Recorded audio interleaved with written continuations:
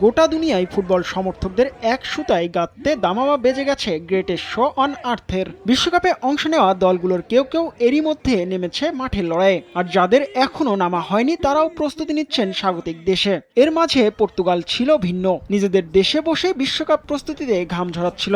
অবশেষে লিসবন থেকে ফ্লোরিডায় পা রাখল রোনালদো নেভেসরা।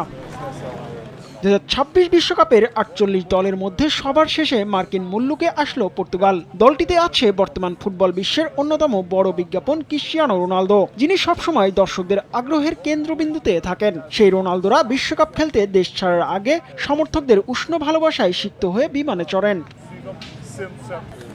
লিসবন থেকে প্রায় 6500 কিলোমিটার পাড়ি দিয়ে ফ্লোরিডায় পৌঁছায় পর্তুগাল দল। মার্কিন যুক্তরাষ্ট্রে নেমে বিমানবন্দর থেকে হোটেলের পথে যান রবার্তো মার্তিনেজের শিষ্যরা। সেখানেও CR7দের বরণ করে নিতে সমর্থকদের ছিল উপচে পড়া ভিড়। পর্তুগিজ ফ্যানরা জার্সি, পতাকা, প্লেকার্ড নিয়ে ভিতিনিয়াদের হোটেলের বাইরে স্বাগত জানান।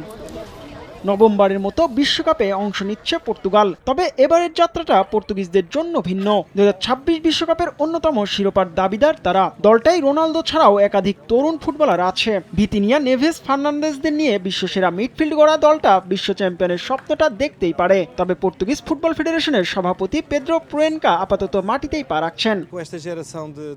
এখনো সত্যি অনেক বড় প্রত্যাশা রয়েছে। আমি বলবো আমরা খুব ভালোভাবেই প্রস্তুতি নিয়েছি, দলও দারুণ অবস্থায় রয়েছে। তবে আমরা এখনো মাটিতেই পা রাখছি, কারণ ফাইনালে পৌঁছানোর আগে আমাদের আরো 8টি ম্যাচ খেলতে হবে, তাই ধাপে ধাপে আগাতে চাই। এবারের বিশ্বকাপে কে গ্রুপের দল পর্তুগাল। 16 জুন বিশ্বকাপে নিজেদের প্রথম ম্যাচের প্রতিপক্ষ DR কঙ্গো। এই ম্যাচের আগে পাম বিচে ঘাঁটি গেড়েছে রোনালদোরা। এখান থেকেই বিশ্বকাপ প্রস্তুতি নেবেন মার্তিনেজের শিষ্যরা। জিহাদ আল হাসান, সময় সংবাদ।